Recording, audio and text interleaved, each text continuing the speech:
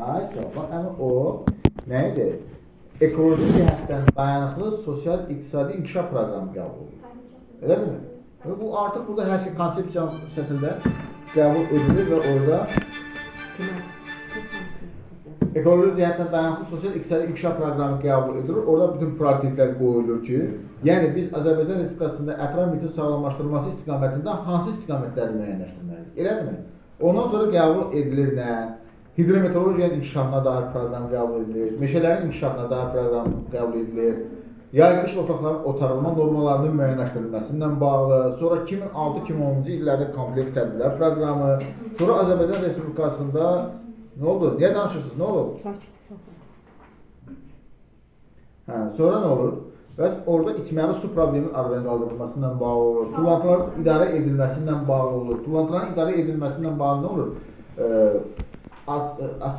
Təmiz şəhər açıq səhmdar cəmiyyəti yaradılır və Fransanın Krim şirkəti dəvət olunur Azərbaycana və Balaxanada böyük bir zavod tikilir. İldə 500.000 ton tullantının yığılaraq istehsala yönləndirilməsi və orada çeşidlənmə olur. Çeşidlənmə nədən ibarətdir? Həmin o tullantılardan çıxan bəzi məhsulların təkrar emala yönləndirilməsi. Bu nə deməkdir? Təbii ehtiyatlarda 40% qənaət deməkdir. Elədir mi? Sonra orada qalır 10.000 ton təxminən tibbi tullantıların zərərsizləşdirilməsi. 10.000 tullantının zərərsizləşdirilməsi nəyə görə lazımdır? Sual verirsin. Niyə? Çünki tibbi tullantılar təhlükəli tullantılardır. Məsələn, infeksiyon xəstəliklərinin yaranmasına səbəb ola bilər, ətrafa atılmır, düzdürmü? Buna görə 10.000 ton təxminən tullantının zərərsizləşdirilməsi üçün orada yaradılır o müəssisə. O müəssisənin ümumiyyətlə funksiyası nədir? Ümumiyyətlə maraqlanmısınız mı? Təmiz şəhər haqqında eşitmişsinizmi? Təmiz şəhər açıq səhmdar cəmiyyəti, təmiz şəhər açıq səhmdar cəmiyyəti deməli, ildə 500.000 ton Bakı və ətraf qəsəbələrindən tullantıları qəbul edir. Onun təxminən, deməli, 300.000 tonu çeşidlənir. 300.000 ton əlavə çeşidlənmə zavodu var. 10.000 ton tibbi tullantı zərərsizləşdirilməsi üçün. Deməli, o tullantılar yandırılır. O tullantıların yandırılması zamanı enerji alınır. Təxminən 100.000 evin işıqlandırılması üçün, enerji təchizatını ödəmək üçün enerji verilir. Bu tullantılardan enerji hazır. Bəli, o enerji verilir. Bəli, istilik enerjisi alınır və o artıq təxminən 100.000 evin işıqlandırılması üçün istifadə olunur. Və təxminən orada 500 nəfər adam çalışır. İndi görün, Azərbaycanda həyata keçirilən ekoloji siyasətin əsas mahiyyəti nədən ibarət olur?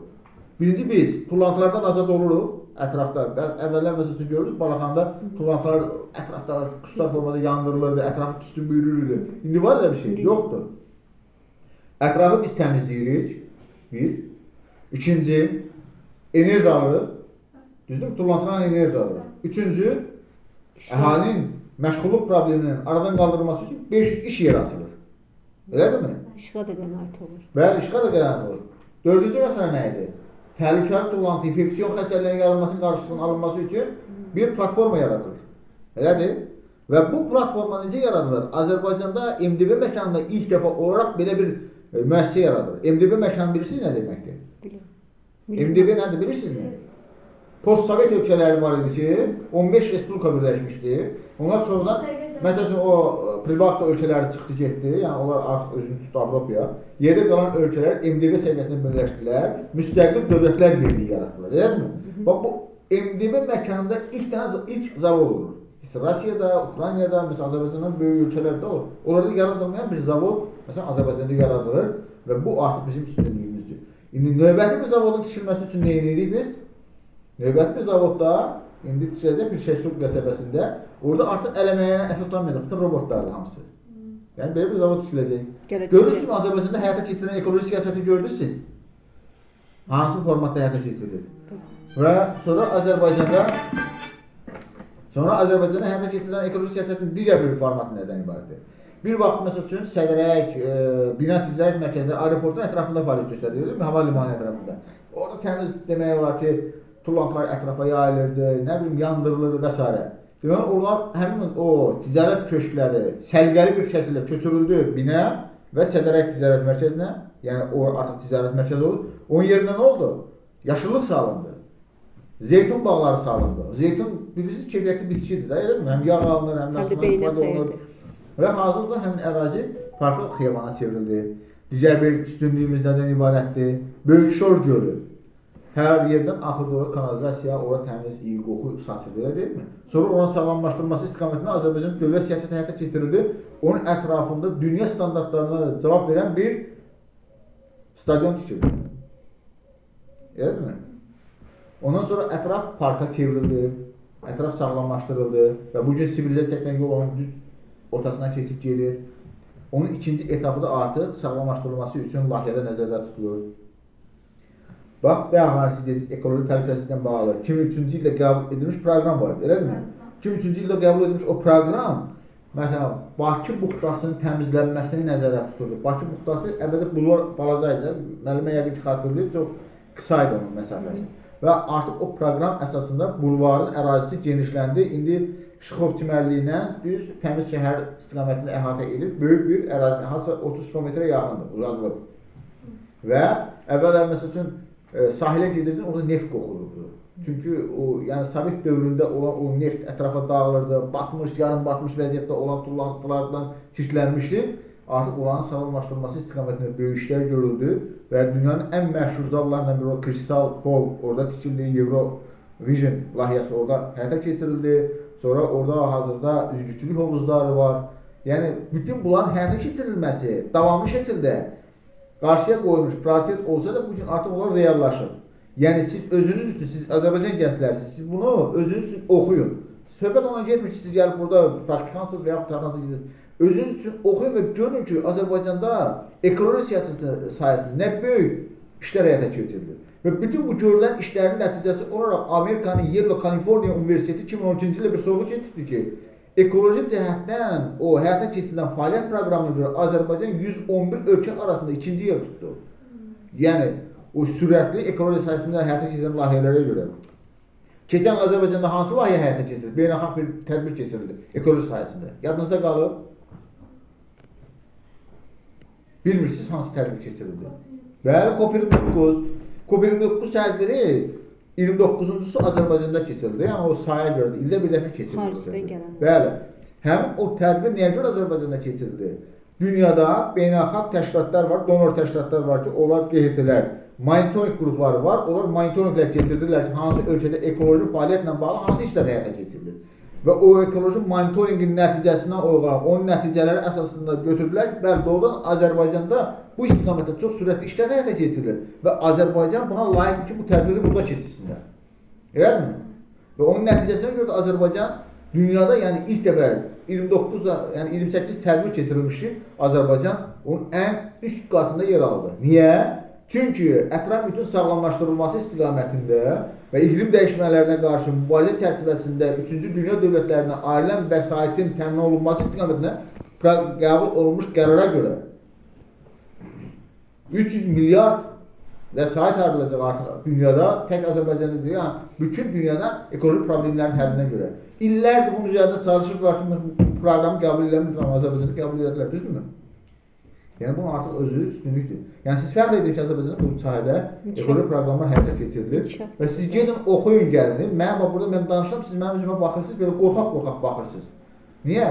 Özünüzə əmin olun, oxuyun. Azərbaycan haqqında oxuyun. Sabahların harası gedəndə turist gəlir, turistlə məsəl üçün danışanda siz Azərbaycan haqqında məlumat verir ki, Azərbaycanda ekoloji sahəsində hansı tədbirlər həyata keçirilir. Sabah məsəl üçün tutaq ki, jurnalistlər gedir, ətrafda ağzına gələni yazırlar. Düzdürmü? Məsələn, götürür, məsələn, tutaq ki, orada bir dənə ağac kəsilir, şoya çevrilir, ekoloji hara bax. Amma ekologiya sahəsində həyata keçirilən siyasətin alt qatında, bax bu sadaqlarım durur. Yəni, məsəl üçün bizim, görürsünüz, bura gəlmişsiniz, neçə nəfər ekoloq görürsünüz burada? Az görürsünüz, elə deyilmi? Bizim əməkdaşlarımızın hamısı ərazidədir. Amma bununla belə biz çatdıra bilmirik. Hər bir adam bir ekoloq olmalıdır. Siz hər biriniz bir ekoloqsunuz. Elədirmi? Mən gələn həftədən sizə aparacağım ağacların ölçülməsindən bağlı. Sumqayıt şəhərində dislokasiya çıxaracağıq, ağacları ölçəcəyik. O praktikanı sizə bir praktik olaraq öyrədəcək ki, ağaclar necə ölçülür, növləri hansıdır, hansı formatda qeydiyyat alınır. Qəli olar müəllim. Və mən onu sizə gələn həftə, İnşallah. mən danışmaqdan deyil də, siz özünüz də bunu öyrənməlisiniz. Mən çox şeylər öyrəndilər, çox şey öyrətdiniz siz onlara. Ona görə ağacları siz məsələn özünüz növlərini baxan kimi öyrənəcəksiniz. Məsələn, tutaq ki, bizə məktəblərdən müraciət edirlər, gedir biz ağacları ölçməyə, məsələn, tutaq ki, yazırlar. Cök ağacı. Gidib baxır bu ağac cök ağacı deyil, qovaq ağacıdır. Yəni bu məktəbin biologiya müəllimi yoxdurmu? Məktəbdə məsəl üçün müəllim yoxdur, məsələn, savxoz heç kəs bilmir ki, bu ağacın növü nədir.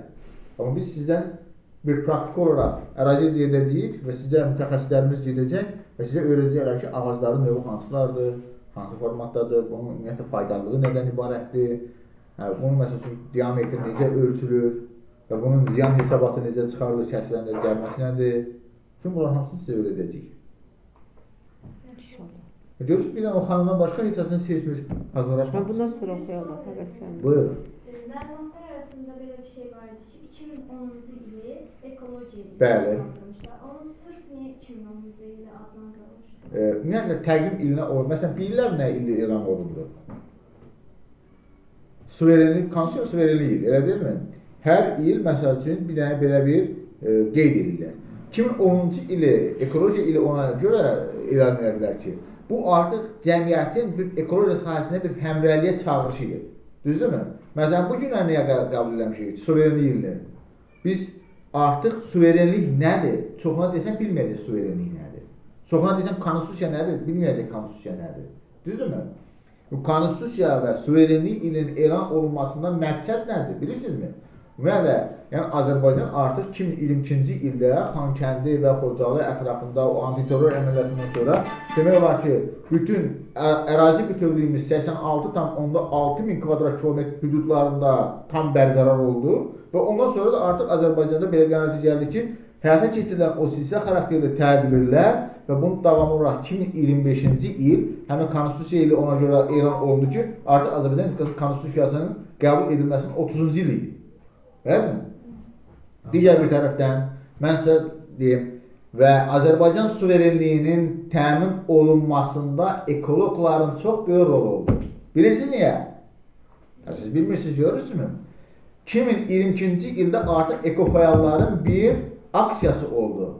Laçın koridorunda. Yadınıza gəlir müəllim? Neçə aylar, məsəl üçün, ekofəyallar, ekoloqlar orada artıq etiraz edərlər. Niyə? Azərbaycan sərvətləri qanunsuz olaraq istismar olunurdu ermənilər tərəfindən. Düzdür? Xankəndində otururlar, oranın məsələn sərvətlərini daşıyırlar Ermənistana. Ekofəyallar artıq orada öz sərvətlərimizin mühafizəsi, onun qorunub saxlanmasıyla bağlı mübarizəyə qalxdılar. Ekoloqların, Ekologiya və Təbii Sərvətlər Nazirliyinin əməkdaşları o mübarizənin önündə gedirdi. Görürsünüz Azərbaycan suverenliyinin bərqərar olunmasında ekoloqların rolunu görürsünüzmü? Siz də gələcəkdə bu istiqamətdə işlər görə bilərsiniz. Başqa sualınız var? Müəllim, indi bu ekoloji fəaliyyətlər həyata keçirilir. Bu fəaliyyətlər keçirilən zaman, yəni hər hansısa bir effektiv olmayan ərazi var. Yəni elə olsun ki, həmin ərazi üçün çatışmamazlıqlar olsun. Hansı baxımdan çatışmamazlıqlar? Yəni ki, məsələn, təmizlənməsi tam başa çatmamış. Yox, şübhəsiz ki, o işlər həyata keçiriləndə planlı şəkildə, mərhələli şəkildə həyata keçirilir. Yəni istənilən halda, məsələn, tutaq bayaq dedim, Böyükşor gölü. Böyükşor gölü qəbul edilmiş böyük bir proqramdır. Onun birinci mərhələsini artıq başa çatdırılır, onun ətrafında artıq istirahət güşəsi yaradılır. İkinci mərhələ nədən ibarətdir? İkinci mərhələ ondan ibarətdir ki, orada ikinci mərhələ məsələn o parakəndə şəkildə yerləşmiş fərdi yaşayış evlərindən, deyək ki, kanalizasiya suları axıdılır. Onun qarşısının alınması üçün Bakı və Bakı ətraf ərazilərdə kanalizasiya şəbəkəsinin daha təkmilləşdirilməsi və kanalizasiya sularından təmizlənməsi istiqamətində nə oldu? Pişağı kəndində, qəsəbəsində böyük bir zavod tikildi. Çirkab suların təmizlənməsindən bağlı bir zavod tikildi. O çirkab sular artıq təmizlənir və artıq təmizləndikdən sonra artıq axıdılır dənizə. Və Azərbaycanda yeganə olaraq mən dedim ki, o Xəzər dənizinin duzsuzlaşdırılması zavodu 2012-ci ildən fəaliyyət göstərir. Salyan rayonunun Xıdırlı kəndində. Hər gün 20.000 kub su təmizlənir. İlkin mərhələdə artıq onlar bu yaşıllıqların suvarılması üçün istifadə olunur. Amma növbəti mərhələdə artıq prezidentin bundan bağlı sərəncamı da var, fərmanı da var ki, dəniz suyunun içməli su həddinə gətirilməsindən bağlı proqram qəbul edilir. Bu ilk dəfə Azərbaycanda qəbul edilir. Hələ indi mən bunu biz Azərbaycan prezidenti 2023-cü ildə bununla bağlı fərman imzalayıb. Dünya dövlətləri buna gəlir. 2024-cü ildə dedilər ki, biz gəlin eləyək ki, içməli suya qənaət və yaxud da hansısa dəniz suyunun duzlaşdırılması və yaxud onun içməli su həddindən gətirilməsinə bağlı gəlin bir layihə hazırlayır. Amma bu artıq Azərbaycanda o prioritet layihə kimi birincidir. Prioritet nədir? Üstünlükdür. Azərbaycan biz artıq irəli getmişik ondan. Yəni artıq o hədəflərimiz deməli dünya ölkələrinin hədəflərini önləmişdir. Yəni Azərbaycanda biz bunu nəyə görə həyata keçiririk? Çünki Azərbaycan bir içməli su ilə bağlı elə də zəngin ölkə deyil. Məsələn, qonşu Gürcüstanla müqayisədə bizdə içməli su ehtiyatları 2 dəfə azdır. Ermənistanla müqayisədə azdır. Ona görə də biz eləməliyik ki, o içməli suya olan tələbatı əhalinin ödənilməsi üçün sudan qənaətlə istifadə etməliyik və eyni zamanda dəniz suyunun duzsuzlaşdırılmasından qəbul edilmiş o proqram birinci növbədə odur ki, məsələn, yaşlıqların suvarılması üçün lazım olan o suyu biz içməli sudan yox, hansı texniki sulardan istifadə edirik. Yəni qənaət edirik də burada. Başqa nə sualınız var? Siz bunları öyrənin, oxuyun, gedin oxuyun. Telefonları atın kənara, WhatsApp'dır, nə bilim, YouTube'dur, onları da qoyun qırağa, gedin oxuyun. Yaxşı mı? Mən gələn dəfə nə tapşırırsınız? Gələn dəfə də nə bilim, baxsınlar, bütün istiqamətdə oxusunlar, öyrənsinlər də. Elə Azərbaycanın içməli su problemi ilə bağlı, bax o məsələləri, su ehtiyatlarına bağlı mən hamınızdan soruşacağım.